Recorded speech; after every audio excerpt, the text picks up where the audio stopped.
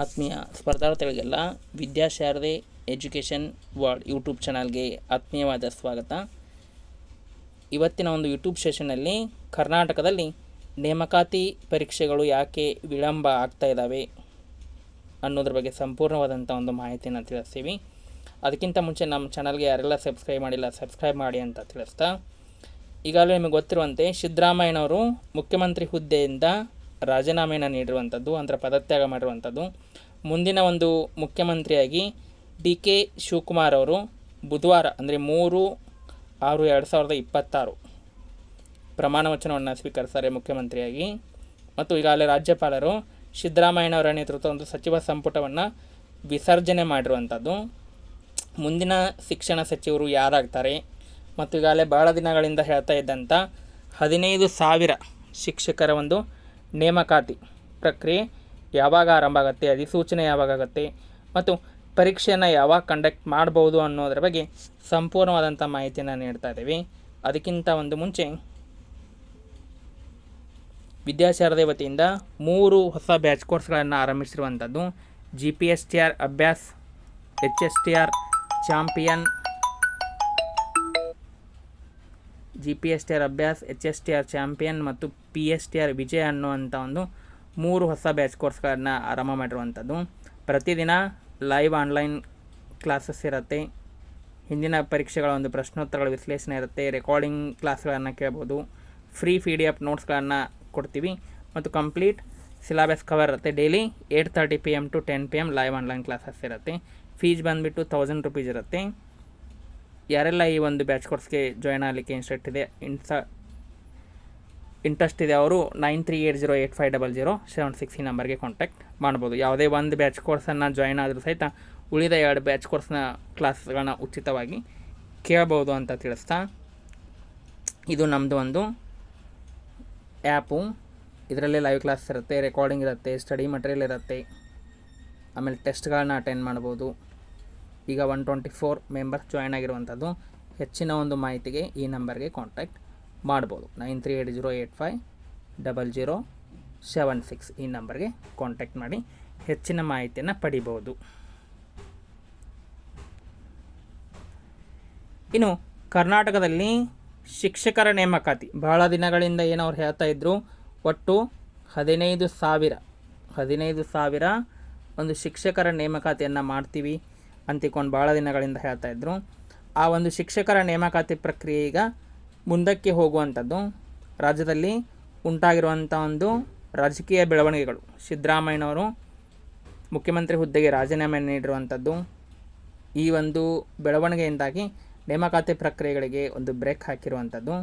PSTR, GPSTR ಮತ್ತು HSTR ಆಕಾಂಕ್ಷಿಗಳು ಒಂದು ಹೆಚ್ಚಿನ ಗೊಂದಲವನ್ನು ಅನುಭವಿಸ್ತಾ ಇರುವಂಥದ್ದು. ನೂತನ ಮಂತ್ರಿಮಂಡಳ ಒಂದು ಜೂನ್ 3 ಬುಧವಾರದಂದು ಮಂತ್ರಿಮಂಡಳ ಆಗುವಂಥದ್ದು. ಇದು ಪೂರ್ಣ ಪ್ರಮಾಣದ ಒಂದು ಮಂತ್ರಿಮಂಡಳ ಆಗಿರಲ್ಲ.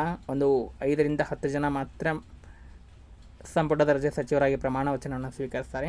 ಉಳಿದಂಥದ್ದೆಲ್ಲ ಜೂನ್ 18 ನಂತರ, ರಾಜ್ಯಸಭಾ ಚುನಾವಣೆ ಮುಗಿದ ನಂತರ ಆಗ್ಬೋದು. ಅದಕ್ಕಾಗಿ ಸ್ವಲ್ಪ ಒಂದು ನೇಮಕಾತಿ ಪ್ರಕ್ರಿಯೆಯಲ್ಲಿ ವಿಳಂಬ ಆಗುವಂಥ ಸಾಧ್ಯತೆ ಇರುವಂಥದ್ದು. ನೂತನ ಮಂತ್ರಿಮಂಡಳ ರಚನೆ ಆದ ನಂತರನೇ ಏನಾಗ್ಬೋದು ಅಥವಾ ಒಂದು ನೇಮಕಾತಿ ಪ್ರಕ್ರಿಯೆಗಳಿಗೆ ಚಾಲನೆ ಸಿಗಬಹುದು. ಇನ್ನು ಸಿದ್ದರಾಮಯ್ಯ ಪದತ್ಯಾಗ ಮತ್ತು ಡಿ.ಕೆ. ಶಿವಕುಮಾರ್ ನೂತನ ಮುಖ್ಯಮಂತ್ರಿ. ನೋಡಿ, ಸಿದ್ದರಾಮಯ್ಯನವರು ಪದತ್ಯಾಗ ಆದಂಥ ಒಂದು ಬೆನ್ನಲ್ಲಿನ ರಾಜ್ಯಪಾಲರು ಥವರ್ಚಂದ್ ಗೆಹ್ಲೋಟ್ ಅವರು ಒಂದು ಸಿದ್ದರಾಮಯ್ಯನವರ ನೇತೃತ್ವದ ಒಂದು ಸಚಿವ ಸಂಪುಟವನ್ನು ಒಂದು ವಿಸರ್ಜನೆ ಮಾಡಿರುವಂಥದ್ದು. ಯಾಕಂದರೆ ಅವರು ರಾಜ್ಯಪಾಲರಿಗೆ ಹೋಗಿ ರಾಜೀನಾಮೆ ಪತ್ರವನ್ನು ಸಲ್ಲಿಸಿದ ನಂತರ ಅವರು ಸಚಿವ ಸಂಪುಟವನ್ನು ವಿಸರ್ಜನೆ ಮಾಡಿರುವಂಥದ್ದು. ಮತ್ತು ಶಿಕ್ಷಣ ಸಚಿವರ ಒಂದು ಬದಲಾವಣೆ, ಈಗಾಗಲೇ ಮಧು ಬಂಗಾರಪ್ಪನವರು ಕಳೆದ 3 ವರ್ಷಗಳಿಂದ ಶಿಕ್ಷಣ ಸಚಿವರಾಗಿ ಕಾರ್ಯವನ್ನು ನಿರ್ವಹಿಸ್ತಾ ಇದ್ದರು. ಒಂದು ಸಚಿವ ಸಂಪುಟ ವಿಸರ್ಜನೆ ಆಗಿದ್ದರಿಂದ ಅವರು ಸಹಿತ ಒಂದು ಈಗ ಸಚಿವರಾಗಿ ಇರಲ್ಲ. ನೂತನ ಒಂದು ಸರ್ಕಾರ ಬುಧವಾರದಂದು ನೂತನ ಸರ್ಕಾರ ಪ್ರಮಾಣ ವಚನವನ್ನು ಸ್ವೀಕರಿಸಿದ ನಂತರ ಶಿಕ್ಷಣ ಸಚಿವರು ಯಾರಾಗ್ತಾರೆ ಅನ್ನೋದರ ಮೇಲೆ ಒಂದು ನೇಮಕಾತಿ ಪ್ರಕ್ರಿಯೆ ಬಗ್ಗೆ ಮುಂದಿನ ಒಂದು ಪ್ರಕ್ರಿಯೆ ಆರಂಭ ಆಗುವಂಥ ಸಾಧ್ಯತೆ ಇರುವಂಥದ್ದು.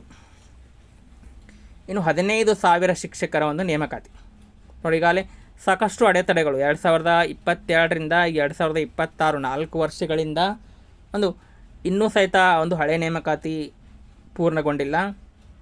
ಇನ್ನು 800ಕ್ಕಿಂತ ಜಾಸ್ತಿ ಹುದ್ದೆಗಳು ಖಾಲಿ ಇರುವಂಥದ್ದು. ಈ ಮಹಿಳೆಯರ ಒಂದು ಜಾತಿ ಆದಾಯ ಪ್ರಮಾಣ ಪತ್ರಕ್ಕೆ ಸಂಬಂಧಪಟ್ಟಂತೆ, ಗಂಡನ ಆದಾಯ ಅಥವಾ ತಂದೆಯ ಆದಾಯ ಅದಕ್ಕೆ ಸಂಬಂಧಪಟ್ಟಂತೆ ಇನ್ನೂ ಸಹಿತ ಒಂದು ಗೊಂದಲ ಮುಂದುವರೆದಿರುವಂಥದ್ದು. ಇಷ್ಟು ದಿನಗಳ ಕಾಲ, ಭಾಳಷ್ಟು ದಿನಗಳ ಕಾಲದಿಂದ ಈ ಒಂದು SC ಒಳ ಮೀಸಲಾತಿಯಿಂದ ಗೊಂದಲ ಉಂಟಾಗಿತ್ತು. ಸಾಕಷ್ಟು ಸಿದ್ದರಾಮಯ್ಯನವರು ಮತ್ತು ಈ ಹಿಂದುಳಿದ ವರ್ಗಗಳ SC ಸಚಿವರುಗಳ ಮೀಟಿಂಗ್ಗಳನ್ನು ಮಾಡಿದ ನಂತರ ಒಳ ಮೀಸಲಾತಿ ಈಗ ಫೈನಲ್ ಆಗಿರುವಂಥದ್ದು. 15% ಮೀಸಲಾತಿಯಲ್ಲಿ ಒಳ ಮೀಸಲಾತಿಯನ್ನು 3 ಪಂಗಡಗಳಿಗೆ ಹಂಚಿರುವಂಥದ್ದು. ಒಳ ಮೀಸಲಾತಿ ಸಮಸ್ಯೆ ಸುಸೂತ್ರವಾಗಿ ಬಗೆಹರಿದಿರುವಂಥದ್ದು. ಅಷ್ಟರಲ್ಲೇ ಹೈಕಮಾಂಡ್ ಮಧ್ಯಪ್ರವೇಶಿ ಸಿದ್ದರಾಮಯ್ಯನವರಿಂದ ರಾಜೀನಾಮೆ ಪತ್ರವನ್ನು ಪಡೆದಿರುವಂಥದ್ದು. ಇದು ಶಿಕ್ಷಕರ ನೇಮಕಾತಿ ಪ್ರಕ್ರಿಯೆಗೆ ವಿಳಂಬ ಆಗಲಿಕ್ಕೆ ಪ್ರಮುಖವಾದಂಥ ಕಾರಣ. ನೂತನ ಸಚಿವ ಸಂಪುಟ ವಿಸ್ತರಣೆ ಆದ ನಂತರ ಹೊಸ ನೇಮಕಾತಿ ಪ್ರಕ್ರಿಯೆ ಆರಂಭ ಆಗುವಂಥದ್ದು. ಇನ್ನು 2022ರ ವಿವಾಹಿತ ಮಹಿಳೆಯರ ಕೇಸ್, ಈಗ ನಿಮಗೆಲ್ಲ ಗೊತ್ತಿರುವಂತೆ ಇನ್ನೂ ಸಹಿತ 500 ಹುದ್ದೆಗಳ ಭರ್ತಿ ಆಗೇ ಇಲ್ಲ. ಅದು ಗಂಡನ ಅಥವಾ ತಂದೆಯ ಜಾತಿ ಆದಾಯ ಪ್ರಮಾಣ ಪತ್ರ ಯಾವುದನ್ನು ಪರಿಗಣಿಸಬೇಕು ಅನ್ನುವಂಥದ್ದು ಇನ್ನೂ ಫೈನಲ್ ಆಗಿಲ್ಲ. ಅದು ಕೋರ್ಟ್ನಲ್ಲಿ ಇತ್ಯರ್ಥಗೊಂಡಿಲ್ಲ. ಇತ್ತೀಚೆಗೆ ಹೈಕೋರ್ಟ್ ಮತ್ತು KAT ಆರ್ಡ್ರನ್ನು ಪಾಸ್ ಮಾಡಿತ್ತು. ಇದು ವಿಶೇಷ ಪ್ರಕರಣ ಹತ್ತಿಕೊಂಡು ಪರಿಗಣಿಸಿ ಇಬ್ಬರಿಗೂ 484 ಹುದ್ದೆಗಳೇನು ಖಾಲಿ ಇದ್ದಾವೆ, ಆ ಇಬ್ಬರಿಗೂ ಸಹಿತ ತಂದೆಯ ಆದಾಯವನ್ನು ಹಚ್ಚಿದಂಥವರು ಮತ್ತು ಗಂಡನ ಆದಾಯವನ್ನು ಕೊಟ್ಟಿರುವಂಥವ್ರು ಇಬ್ಬರಿಗೂ ಸಹಿತ ನೇಮಕಾತಿ ಆದೇಶವನ್ನು ಕೊಡಬೇಕು ಅನ್ನುವಂಥದ್ದನ್ನು KAT 175 ಪುಟಗಳಷ್ಟು ಸುದೀರ್ಘವಾದಂಥ ಆರ್ಡ್ರನ್ನು ಪಾಸ್ ಮಾಡಿತ್ತು. ಆದರೆ ಸರ್ಕಾರ ಕೇವಲ ತಂದೆಯ ಆದಾಯ ಪ್ರಮಾಣ ಪತ್ರವನ್ನು ಹಚ್ಚಿದಂಥವ್ರಿಗೆ ಮಾತ್ರ ಕೌನ್ಸಿಲಿಂಗನ್ನು ಆರಂಭ ಮಾಡ್ತಾಯಿತ್ತು. ಮೇ 22ರಿಂದ ಗಂಡನ ಆದಾಯ ಪ್ರಮಾಣ ಪತ್ರವನ್ನು ಸಲ್ಲಿಸಿದಂತಹ ಅಭ್ಯರ್ಥಿಗಳು ಮತ್ತು ಹೈಕೋರ್ಟ್ ಮೆಟ್ಟಿಲನ್ನು ಹತ್ತಿರುವಂಥದ್ದು, ಅದು ನೇಮಕಾತಿಗೆ ತಡೆಯನ್ನು ನೀಡಿರುವಂಥದ್ದು. ಇಲ್ಲಿ ನೋಡ್ಬೋದು ನೀವು, ಶಿಕ್ಷಕರ ನೇಮಕಕ್ಕೆ ಹೈಕೋರ್ಟ್ ತಡೆ, 500 ಹುದ್ದೆ ಭರ್ತಿ ಮಾಡದಂತೆ ಆದೇಶವನ್ನು ನೀಡಿರುವಂಥದ್ದು, ಗುರುವಾರ ದಿನ ಆದೇಶ ನೀಡಿರುವಂಥದ್ದು. KAT ಸುತ್ತೋಲೆ ವಿರುದ್ಧ ಮೇಲ್ಮನವಿಯನ್ನು ಸಲ್ಲಿಸಿರುವಂಥದ್ದು ಇದಕ್ಕೆ ಪ್ರಮುಖ ಕಾರಣ. ಇದು ಕೇಸ್ ಮುಗಿಬೇಕು. ಈ ಕೇಸ್ ಮುಗಿದ ನಂತರನೇ ಏನಾಗೋದು ಅಂತಂದ್ರೆ ನೇಮಕಾತಿ ಪ್ರಕ್ರಿಯೆ ಆರಂಭ ಆಗುವಂಥದ್ದು, ಮುಂದಿನ ನೇಮಕಾತಿ ಪ್ರಕ್ರಿಯೆ. ಯಾಕಂದರೆ ಅಧಿಸೂಚನೆ ಹೊರಡಿಸಿರುವಂಥ ಸಮಯದಲ್ಲಿ ಅದರಲ್ಲಿ ಯಾರ ಜಾತಿ ಮತ್ತು ಆದಾಯ ಪ್ರಮಾಣ ಪತ್ರವನ್ನು ಸಲ್ಲಿಸಬೇಕು ಅನ್ನುವಂಥದ್ದನ್ನು ಕಂಪ್ಲೀಟಾಗಿ ಮೆನ್ಷನ್ ಮಾಡಬೇಕಾಗತ್ತೆ. ಇದು ಬಗೆಹರಿದೇ ಯಾವುದೇ ನೇಮಕಾತಿ ಪ್ರಕ್ರಿಯೆ ಆರಂಭ ಆಗಂಗಿಲ್ಲ. ಇದು ಎಷ್ಟು ಜಲ್ದಿ ಕೇಸ್ ಮುಗಿಯುತ್ತೆ ಅಷ್ಟು ಜಲ್ದಿ ನೇಮಕಾತಿ ಪ್ರಕ್ರಿಯೆ ಆರಂಭ ಆಗುವಂಥದ್ದು. ಇನ್ನು ಹೊಸ ಶಿಕ್ಷಣ ಸಚಿವರು ನೋಡಿ, DK ಶಿವಕುಮಾರ್ ನೇತೃತ್ವದ ಹೊಸ ಸಂಪುಟ ರಚನೆ ಆಗಬೇಕು. ಶಿಕ್ಷಣ ಖಾತೆಯನ್ನು ಯಾರಿಗೆ ಕೊಡ್ತಾರೆ ಅನ್ನುವಂಥದ್ದು ಗೊತ್ತಾಗಬೇಕು. ಅವರು ಈಗಾಗಲೇ ಬುಧವಾರ ದಿನ 3/6 ಬುಧವಾರ ದಿನ ಪ್ರಮಾಣ ವಚನ ಸ್ವೀಕರಿಸುವುದಾಗಿ ಹೇಳಿರುವಂಥದ್ದು. ಅದು ಪೂರ್ಣ ಪ್ರಮಾಣದ ಸಂಪುಟ ಆಗಿರಲ್ಲ, 5ರಿಂದ 10 ಜನ ಮಾತ್ರ ಸ್ವೀಕಾರ ಮಾಡ್ಬೋದು. ನಂತರ ಜೂನ್ 18ರಂದು ಕರ್ನಾಟಕದಿಂದ ರಾಜ್ಯಸಭೆಗೆ 4 ರಾಜ್ಯಸಭಾ ಸ್ಥಾನಗಳಿಗೆ ಚುನಾವಣೆ ನಡೀತಾ ಇರುವಂಥದ್ದು. ಆ ರಾಜ್ಯಸಭೆ ಚುನಾವಣೆ ಮುಗಿದ ನಂತರ ಪೂರ್ಣ ಪ್ರಮಾಣದ ಸಚಿವ ಸಂಪುಟ ವಿಸ್ತರಣೆ ಮಾಡುವಂಥದ್ದು, ಖಾತೆಗಳ ಹಂಚಿಕೆಯನ್ನು ಸಹಿತ ಮಾಡ್ತಾರೆ. ಸಂಪುಟ ವಿಸ್ತರಣೆ ಆದ ನಂತರ ಈಗ ಯಾವುದೇ ಖಾತೆ ಹಂಚಿಕೆ ಮಾಡಲ್ಲ. ಮತ್ತು ಈಗಾಗಲೇ ಇರುವಂಥ ಈ ಮಧು ಬಂಗಾರಪ್ಪನವರು ಸಹಿತ ನೂತನ ಸರ್ಕಾರದಲ್ಲಿ ಶಿಕ್ಷಣ ಸಚಿವರಾಗಿ ಮುಂದುವರಿಬೋದು, ಅಥವಾ ಅವರದೇ ಸಮುದಾಯದ ಈಡಿಗ ಸಮುದಾಯದ BK ಹರಿಪ್ರಸಾದ್ ಅವರು ಸಹಿತ ಹೊಸ ಸಂಪುಟವನ್ನು ಸೇರುವಂಥ ಸಾಧ್ಯತೆ ಇರುವಂಥದ್ದು. ಮೋಸ್ಟ್ಲಿ ಮಧು ಬಂಗಾರಪ್ಪನವರೇ ಮುಂದುವರಿಬಹುದು. ಇವರಿಗಾಗಲೇ 3 ವರ್ಷ ಸಂಪುಟ ದರ್ಜೆ ಸಚಿವರಾಗಿದ್ದಾರೆ ಅಂತಿಕೊಂಡು ಹರಿಪ್ರಸಾದ್ ಅವ್ರನ್ನೂ ಸಹಿತ ಮಾಡ್ಬೋದು, ಯಾವುದೂ ಗ್ಯಾರಂಟಿ ಇಲ್ಲ. ಶಿಕ್ಷಣ ಸಚಿವರು ಬಂದ ನಂತರನೇ ಏನಾಗುವಂಥದ್ದು ಅಂದ್ರೆ ನೇಮಕಾತಿಗೆ ಚುರುಕು ಸಿಗುವಂಥದ್ದು. ಈಗಾಗಲೇ CSL ಅವರು ಮತ್ತು ಎಜುಕೇಷನ್ ಡಿಪಾರ್ಟ್ಮೆಂಟ್ ಅವರು ಎಲ್ಲ ಸಿದ್ಧತೆಯನ್ನು ಮಾಡ್ಕೋತಾ ಇರುವಂಥದ್ದು. ಆದರೂ ಸಹಿತ ಶಿಕ್ಷಣ ಸಚಿವರು ಬಂದ ನಂತರನೇ ಅದಕ್ಕೆ ಅಂತಿಮವಾದಂಥ ಮುದ್ರೆಯನ್ನು ಒತ್ತುವಂಥದ್ದು. ಇವೆಲ್ಲ ಪ್ರಾಬ್ಲಮ್ಗಳಿರುವಂಥದ್ದು. ಮತ್ತು ಯಾವಾಗ ನೇಮಕಾತಿ ಆರಂಭ ಆಗ್ಬೋದು ನೋಡ್ಬೋದಲ್ಲಿ, ಈ 5 ಗ್ಯಾರಂಟಿಗಳನ್ನು ಕೊಟ್ಟಂತೆ ಸರ್ಕಾರ 6ನೇ ಗ್ಯಾರಂಟಿಯಾಗಿ ಅಕ್ಷರ ಗ್ಯಾರಂಟಿ ಮತ್ತು ಉದ್ಯೋಗ ಗ್ಯಾರಂಟಿ ಎತ್ತಿಕೊಂಡು ಘೋಷಣೆ ಮಾಡಿರುವಂಥದ್ದು.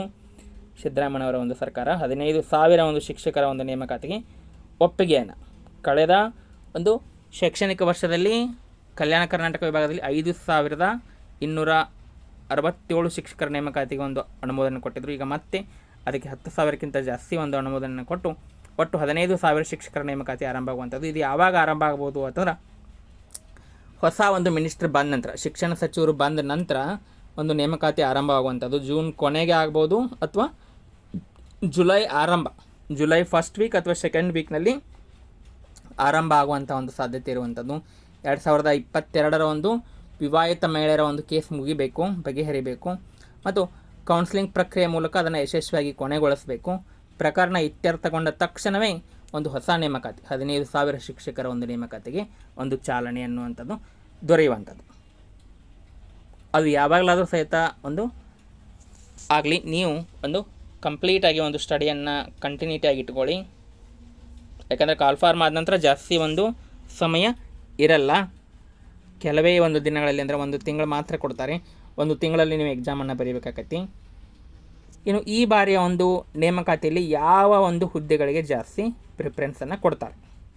ಈಗ ಅಲ್ಲಿ ನಿಮಗೆಲ್ಲ ಗೊತ್ತಿರುವಂತೆ ಸರ್ಕಾರ ಈ ಬಾರಿ ಒಂದು 1,000 ಹೊಸ ಕರ್ನಾಟಕ ಪಬ್ಲಿಕ್ ಸ್ಕೂಲ್ಗಳನ್ನು ಆರಂಭ ಮಾಡ್ತೀವಿ. ಯಾಕಂದರೆ ಪಕ್ಕದಲ್ಲಿರುವಂಥ ಒಂದು ಈ ಮಕ್ಕಳ ಸಂಖ್ಯೆ ಕಡಿಮೆ ಆಗಿರುವಂಥ ಶಾಲೆಗಳನ್ನು ಮರ್ಜ್ ಮಾಡಿ ಕರ್ನಾಟಕ ಪಬ್ಲಿಕ್ ಸ್ಕೂಲ್ಗಳನ್ನ ಇಂಪ್ರೂವ್ ಮಾಡ್ತೀವಿ ಅನ್ನುವಂಥ ಹೇಳ್ತಿದ್ದಾರೆ. ಅಂದರೆ ಒಂದೇ ಒಂದು ಕ್ಯಾಂಪಸಲ್ಲಿ LKGಗೆ ಮಗು ಸೇರಿತು ಅಂದರೆ ಅದು ಸೆಕೆಂಡ್ ಇಯರ್ವರೆಗೂ, ಅಂದರೆ 12ನೇ ತರಗತಿವರೆಗೂ ಒಂದೇ ಕ್ಯಾಂಪಸಲ್ಲಿ ಶಿಕ್ಷಣವನ್ನು ಕೊಡಬೇಕು ಅನ್ನುವಂಥ ಉದ್ದೇಶ ಇಟ್ಟುಕೊಂಡಿರುವಂಥದ್ದು. 1,000 KPS ಶಾಲೆಗಳನ್ನ ಆರಂಭ ಮಾಡ್ತೀವಿ ಅಂತ ಹೇಳಿದ್ದಾರೆ. ಈ ಒಂದು ಶೈಕ್ಷಣಿಕ ವರ್ಷದಲ್ಲಿ 200 KPS ಶಾಲೆಗಳು ಆರಂಭ ಆಗ್ತಾಯಿವೆ.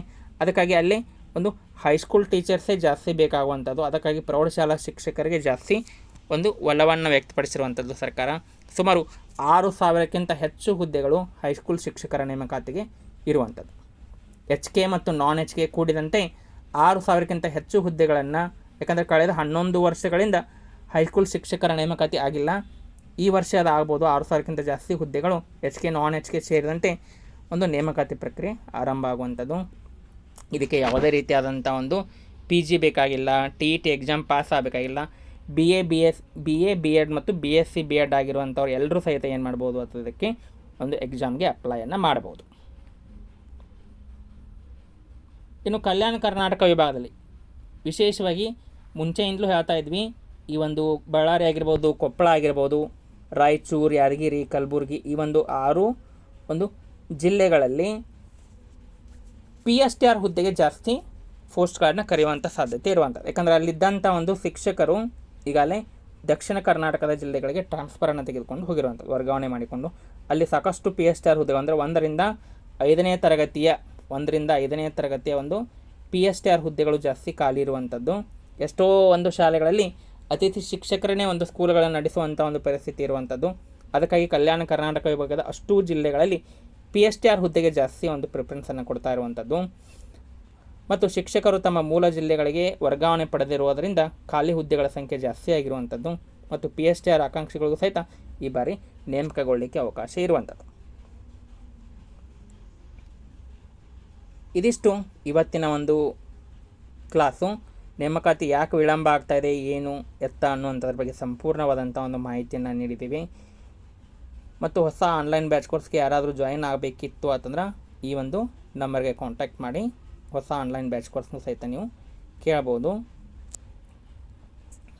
ಈ 3 ಬ್ಯಾಚ್ ಕೋರ್ಸಲ್ಲಿ ಯಾವುದೇ ಬ್ಯಾಚ್ ಕೋರ್ಸ್ ಸೇರಿದ್ರು ಸಹಿತ ನಿಮಗೆ ಒಂದು ಉಳಿದ 2 ಬ್ಯಾಚ್ ಕೋರ್ಸ್ಗಳ ಕ್ಲಾಸ್ಗಳನ್ನ ಸಹಿತ ನೀವು ಕೇಳ್ಬೋದು. ಇಷ್ಟು ಇವತ್ತಿನ ಒಂದು ಕ್ಲಾಸ್ ಬಂದುಬಿಟ್ಟು. ಯಾರೆಲ್ಲ ಚಾನಲ್ ಸಬ್ಸ್ಕ್ರೈಬ್ ಮಾಡಿಲ್ಲ ಸಬ್ಸ್ಕ್ರೈಬ್ ಮಾಡಿ ಅಂತ ತಿಳಿಸ್ತಾ ಎಲ್ಲರಿಗೂ ಧನ್ಯವಾದಗಳು.